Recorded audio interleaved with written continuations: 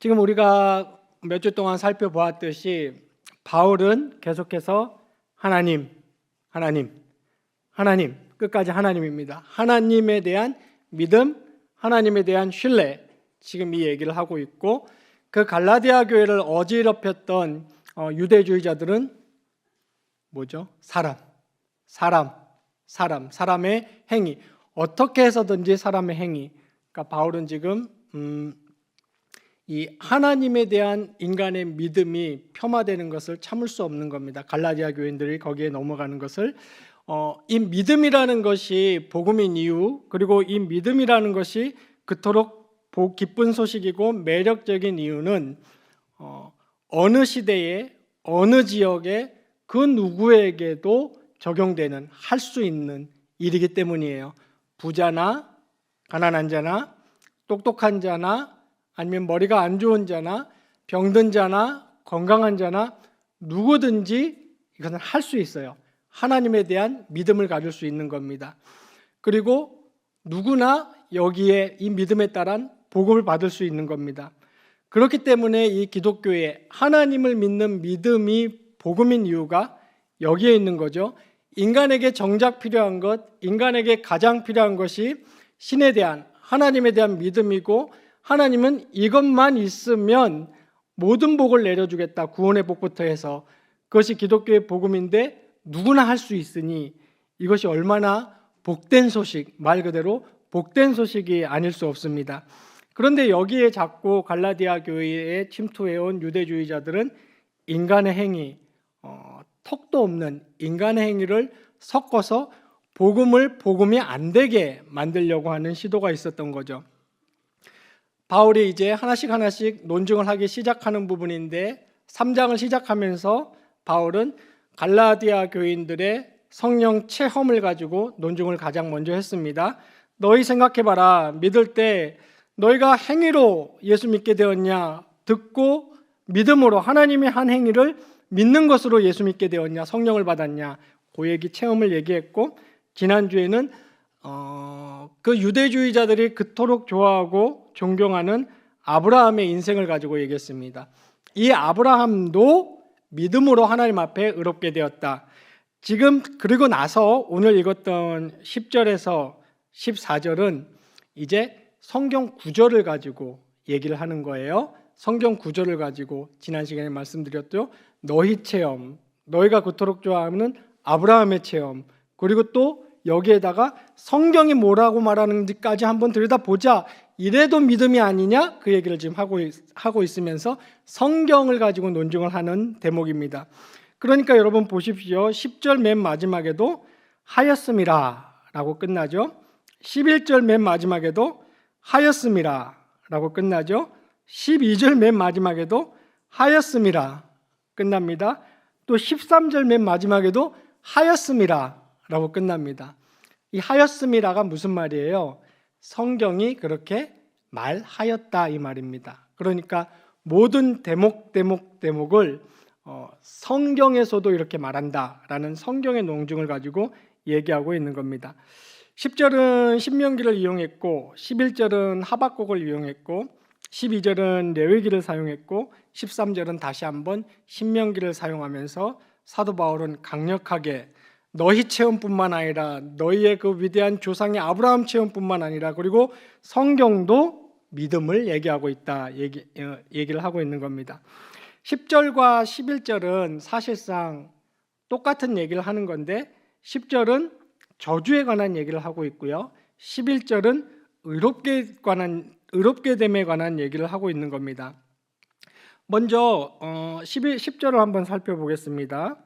무릇 율법 행위에 속한 자들은 저주 아래에 있나니 기록된 바 누구든지 율법 책에 기록된 대로 모든 일을 항상 행하지 아니하는 자는 저주 아래에 있는 자라 하였습니다. 여기에 율법 행위에 속한 자들이라는 말은 율법 행위를 통해서 하나님 앞에서 의롭게 되려고 하는 자들을 말하는 겁니다. 저와 여러분이 갈라디아서를 공부하면서 오해하시면 안 될 게 율법이나 혹은 율법 행위가 잘못된 건 절대 아니죠. 율법은 좋은 거예요. 율법은 하나님의 율법이고 하나님의 법입니다. 율법은 선하고 좋은 거예요. 그리고 율법 행위도 좋은 거예요. 우리가 나중에 공부하겠지만 결국 저와 여러분은 율법 행위로 의롭게 되진 않지만 예수 그리스도의 피로 의롭게 된 사람은 율법 행위를 힘쓰면서 살아가는 겁니다. 그러니까 율법도 좋은 거고 율법 행위도 좋은 겁니다. 그러나 뭐가 나쁜 거라는 거예요, 지금. 이 율법의 행위를 통해서 하나님 앞에서 의인됨을 획득하려는 요 시도나 요 생각이 잘못된 거라는 겁니다. 그래서 여기에 율법 행위에 속한 자들은 율법을 통해서 의롭게 되려고 하는 자들이라고 얘기하는 겁니다. 이 사람들은 저주 아래 있나니 그랬는데 원래 저주 아래 율법 행위를 통해서 하나님 앞에 의롭게 되려는 이 사람들만 저주 아래 있는 것이 아니고 모든 인류가 다 저주 아래 있죠. 이게 기본 배경, 이게 이제 기본 세팅인 겁니다. 모든 인류가 잘 아시죠? 타락이라는 사건이 일어났고 그 사건으로 인해서 모든 인류는 다 저주 아래 있게 되었습니다. 그런데 여기서 어떤 필요성이 생긴 겁니까? 11절에서는 그 의롭게 됨을 얘기하는데 저주를 벗어나서 하나님 앞에 다시 의롭게 되는 지위를 얻어야 되는 필요성이 인류에게 생겨난 거죠. 인류에게 생겨난 거고, 그리고 하나님은 말씀하시기를 그렇게 하는 것, 저주를 벗고 의롭게 됨의 지위를 얻는 것은 오직 내가 한 이 일을 믿는 걸 통해서. 내가 한 일이란 뭡니까? 예수 그리스도를 보내서 십자가와 부활의 대속사역, 이것을 믿는 걸로 통해서 되는 거다라고 하나님은 얘기를 하시는데 자꾸 자기 행위를 통해서 저주를 벗고 의를 획득하려고 하니까 그것이 지금 문제가 되는 겁니다. 그래서 물법 행위에 속한 자들은 저주 아래 있나니, 이 말은 다르게 말하면 이렇게 말할 수 있죠. 율법 행위를 열심히 한다고 해서 저주를 벗어나는 건 아니다, 이 말입니다. 율법 행위를 통해서 의롭게 되려고 하는 그 사람들만 콕 집어서 저주 아래 있다, 이 말은 아니고 율법 행위를 통해서 저주를 벗으려고 해도 저주를 벗을 수 있지 않다, 이 말입니다. 그러면서 근거를 댔습니다. 신명기 27장 26절과 28장 58절을 섞어서 사도 바울이 문장을 만들었어요. 누구든지 율법책에 기록된 대로 모든 일을 행하지 아니하는 자는 저주 아래에 있는 자라 하였습니다. 여기에 어떤 게 전제가 되어 있습니까? 율법 행위를 통해서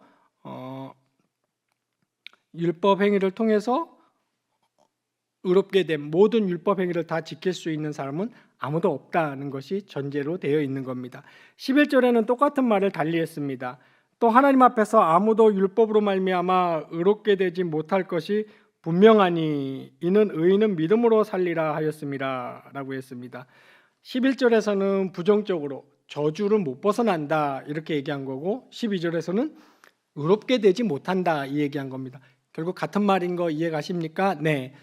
저주를 못 벗어난다는 건 의롭게 되지 못했다는 거죠. 네. 그리고 의롭게 되었다는 것은 저주를 벗어났다는 얘기입니다. 그런데 똑같은 말을 부정적으로 긍정적으로 한 것인데 여기도 근거를 댔어요. 뭐라고 됐냐면 이는 의인은 믿음으로 살리라 하였습니다 라고 얘기하였습니다. 이 의인은 믿음으로 살리라, 이 말 많이 들어보셨죠? 이 말은 하박국 2장 4절을 지금 사도 바울이 인용한 겁니다. 하박국 2장은 어떤 문맥에서 하나님이 지금 하박국에게 하신 말씀이거든요. 오직 의인은 믿음으로 살리라. 신정론, 그러니까 하박국이 하나님 앞에 따지는 거죠.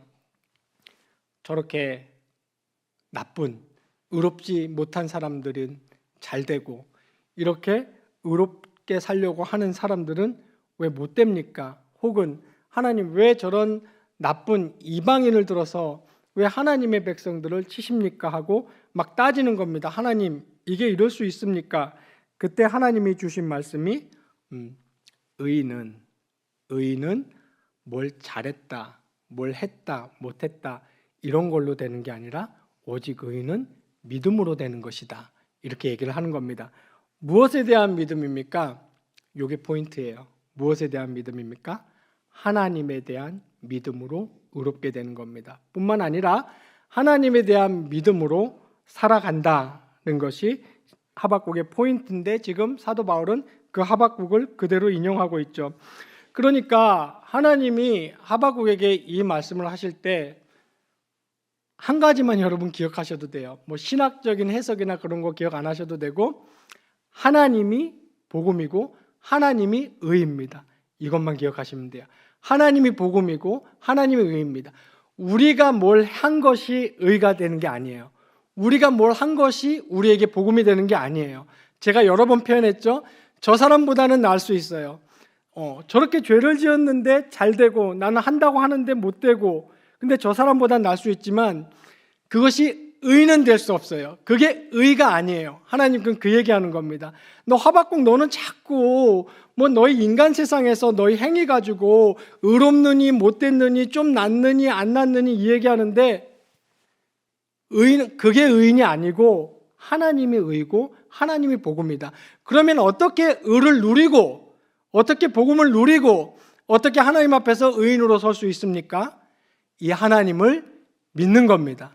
이 하나님을 신뢰하는 겁니다. 즉 하나님께만 소망이 있고 어떤 확실성을 우리가 찾는다면 하나님께만 확실성이 있고, 우리가 삶에서 승리하고 싶다면 하나님께만 승리가 있는 것이죠. 그래서 우리가 의롭게 되고 싶다, 확실성을 찾고 싶다, 승리하고 싶다, 내가 하나님 앞에 의인으로 드러나고 싶다 할 때 우리가 해야 될 건 딱 한 가지예요. 오직 의인은 믿음, 하나님을 향한 믿음을 갖는 겁니다. 이때 하나님의 주권에 대한 믿음이죠. 우리 눈에 좀 부조리하게 보이고 우리 눈에 좀 잘못되어 가고 있게 보이지만 나는 하나님을 믿습니다. 나는 주권의 하나님을 신뢰합니다. 하나님에게 승리가 있음을 나는 믿나이다. 하나님에게 소망이 있음을 내가 믿나이다. 그게 의인입니다. 그게 의인이 되는 것이고 그게 의인이 살아가는 방법입니다. 그래서 사도 바울이 지금 이 얘기하는 거예요. 봐라, 이는 의인은 믿음으로 살리라 하였음이라. 하박국 2장 4절에서도 너희들이 그토록 떠받드는 너희 선진들의 기록인 성경에 하박국에서도 이렇게 얘기하고 있지 않느냐. 심지어는 이 얘기를 하고 있는 배경을 너희가 잘 알지. 의인이 왜 이렇게 당하느냐, 못된 사람이 왜 이렇게 흥하느냐 하는 이런 신정론을 논하는 배경에서도 끝까지 하나님 바라보고 끝까지 하나님을 신뢰하는 것이, 그 믿음이, 하나님을 향한 그 믿음이 의롭게 됩니다. 지금 이 얘기를 하고 있는 겁니다. 12절에서 또 얘기하기를 율법은 믿음에서 난 것이 아니니 율법을 행하는 자는 그 가운데서 살리라 하였느니라. 이 말도 율법은 했을 때 이 율법은이라고 표현을 했지만 문맥상 율법으로 의롭게 되려고 하는 것은 이렇게 해석을 해야 되는 겁니다. 율법이 나쁜 게 아니라고 제가 말씀드렸습니다. 이 율법으로 의롭게 되려고 하는 것은 믿음에서 난 것이 아니다. 그러니까 보십시오. 성경은 시종일관 누구를 전면에 내세우고 누구를 한가운데 둡니까? 하나님. 우리 인간이 해야 될 일은 이 전면에 서시고 이 존재세계 가운데 계시는 하나님을 믿는 겁니다. 율법은 행위로 의롭게 되려고 하는 것은 이 하나님을 믿는 믿음과는 상관없는 것이다. 그러면서 레위기 18장 6절을 얘기하기를 율법을 행하는 자는 그 가운데서 살리라. 즉 율법을 행하는 자는, 즉 율법으로 의롭게 되려고 하는 자, 율법으로 저주를 벗어나려고 하는 자는 그 율법 가지고 그렇게 돼야 될 거다, 이 말인데, 다시 말씀드리지만 율법으로는 그렇게 될 수 있는 사람이 아무도 없습니다. 그 율법은 왜 주신 걸까요? 율법은 첫 번째 용도, 율법도 복음입니다. 율법이 복음이 되는 이유는 율법만 이렇게 있으면은 그냥 시커먼 짙은 회색의 콘크리트와 철근밖에 안 되는 거예요. 거기는 아무 의미가 없어요. 거기다 성령, 은혜의 성령, 하나님의 은혜와 자비가 더해져야 그때서 이제 아름다운 집이 되는 겁니다. 그런데 이렇게 율법의 그 토대 뼈대에다가 하나님의 은혜와 자비와 성령의 축복을 같이 끌어안아야지, 율법만 잡아가지고는 그게 아무런 완성물이 될 수가 없고 그건 집이라고 무슨 용도인지 알 수가 없는 거죠. 근데 사람들은, 지금 유대주의자들은 이것을 자꾸 하려는 건데, 그럼 율법의 용도는 첫 번째 죄를 깨닫게 하는 겁니다. 율법을 하나님이 주신 이유는, 만약에 율법이 이거 죄야 그러지 말하지 않았으면 인간은 그게 죄인지 모를 거예요. 예를 들면 하나님의 존재를 인정하지 않고 하나님을 믿지 않는 것은 죄다라고 율법이 말하거든요. 십계명도 얘기를 하고 있고, 근데 그렇게 말하지 않았으면 우리는 죄를 깨닫지 못했을 거예요. 무엇이 죄인지 깨닫지 못했을 거고, 또 더 결정적인 건 뭡니까? 율법이 딱 와서 기준을 딱 제시하지 않았으면 우리가 얼마나 율법으로 의롭게 될 수 없는 사람인지 깨닫지 못했을 겁니다. 그렇기 때문에 율법의 첫 번째 용도는 우리가 죄인인 것을 깨닫게 해주는 겁니다. 두 번째는 요거는 이제 다다음 주 정도 나올 건데, 여러분이 잘 아시는 옛날 개역 한글에서는 몽학 선생이라고 번역을 했고, 지금 개역 개정에서는 초등교사? 네? 저보다 성경을 잘 아시는군요. 기분이 좋습니다. 초등교사라고 번역한 것 같아요. 저는 이제 몽학 선생을 잘 알고 있는데, 즉 그게 무슨 말이에요? 율법은 우리 죄를 깨닫게 해서 우리를 절망시켰잖아요. 절망시키고 거기서 끝나는 게 아니죠. 율법이 그 다음 하는 일이 뭡니까? However, 제가 접속사가 중요하다 그랬죠. 이렇게 고개를 이렇게 싹 율법이 들어주죠. 그 다음에 이렇게 이쪽으로 싹 이렇게 탁 돌려줘요. 누가 보여요? 예수 그리스도의 십자가가 보이는 거예요. 율법이 그 일을 합니다. 초등교사가 우리의 선생이 돼서 우리를 손을 잡고 예수 그리스도로께로 데리고 가는 겁니다. 그것까지 율법이 합니다. 율법은 이렇게 길을 열어주는, 그게 또 율법의 하는 일이에요. 그 다음에 비로소 율법을 끌어안고는 저주를 해결 못했고, 율법을 끌어안고는 의롭게 되지 못했지만, 율법이 초등교사가 돼서 데려다준 우리 예수 그리스도의 십자가 아래에서는 내가 저주를 벗었고 내가 영원히 의인이 되었단 말이에요. 그 다음에 그러면 이 자유함, 이 축복, 이 복의 경험 가지고 내가 어떻게 살 것인가? 그때 율법이 또 등장하죠. 어떻게 등장합니까? 짜잔, 이렇게 살면 돼. 이렇게 살면 돼 하면서 또다시 등장을 하는 겁니다. 그때는 이때 그리스도의 십자가 밑으로 가기 전에도 율법대로 살려고 몸부림치고, 그리스도의 십자가를 간 뒤에도 다시 율법이 나타나서 율법대로 살려고 몸부림치지만 상황이 완전히 다르죠. 지금 이해하십니까? 예. 이때는 영원한 자유와 나의 약함과는 아무 상관없는 확증과 보장과 신적 은혜가 여기에 확고히 자리 잡고 있는 거죠. 그러니까 우리는 자유함 속에서 내가 넘어져도 또 일어나면 되고, 내가 부족해도 내가 아닌 그리스도의 의가 있기 때문에 내가 붙잡고 있는, 그래서 자유함과 은혜와 즐거움과 축복 가운데, 확신과 승리의 감정 가운데 즐겁게 부족하고 연약하지만 율법대로 살아가려고 하는 겁니다. 이때는 이거 가지고 저주도 벗어야 되고 이거 가지고 의도 획득해야 되니까 되지가 않아요. 그러니까 율법은 저주밖에 안 되는 겁니다. 율법의 기능은 이렇게 세 가지입니다. 죄를 깨닫게 하고, 예수 그리스도의 십자가로 인도하고, 이제 십자가의 은혜를 받은 사람이 자유함 가운데 어떻게 살아라라는 기준을 제시하는 겁니다. 그래서 율법은 아주 좋은 것이고, 율법은 곧 복음이고, 율법이 비로소 성령의 은혜와 합쳐져야 구원이라는 아름다운 집이 되는 겁니다. 사도 바울이 지금 비판하고 있는 율법은 믿음에서 난 것이 아니니, 이 말은 율법의 행위만 가지고 하나님 앞에 서려고 할 때를 얘기하는 것입니다. 13절에 그리스도께서 우리를 위하여 저주를 받은 바 되사 율법의 저주에서 우리를 속량하셨으니, 또 성경 구절을 댑니다. 기록된 바, 신명기 21장의 이야기를 하고 있어요. 나무에 달린 자마다 저주 안에 있는 자라 하였습니다. 즉 신명기에서 나무에 달린 자마다 저주 아래 있는 자라 하였습니다 할 때, 이 신명기가 말하던 나무에 달린 자는 예수 그리스도를 예표하고 예언하고 가리키고 있는 거죠. 사도 바울이 봐라, 신명기에서 얘기했던 이 나무에 달린 자, 예수 그리스도가 십자가, 갈보리 십자가에서 달려서 저주를 받은 바 돼서 율법의 저주에서 우리를 속량하지 않았느냐. 이래도 너희가 율법을 가지고 하나님 앞에 의롭게 되려고 하고 율법을 가지고 하나님 앞에서 저주를 벗으려고 하느냐. 지금 그 얘기를 하는 겁니다. 그래서 다시 한번 14절에서 자신의 복음을 요약하고 있어요. 이는 그리스도 예수 안에서 아브라함의 복이 이방인에게 미치게 하고, 또 우리로 하여금 믿음으로 말미암아 성령의 약속을 받게 하려 함이라. 여기 성령의 약속, 아브라함의 복, 구원 다 같은 말입니다. 아브라함의 복은 성령의 약속이고 구원입니다.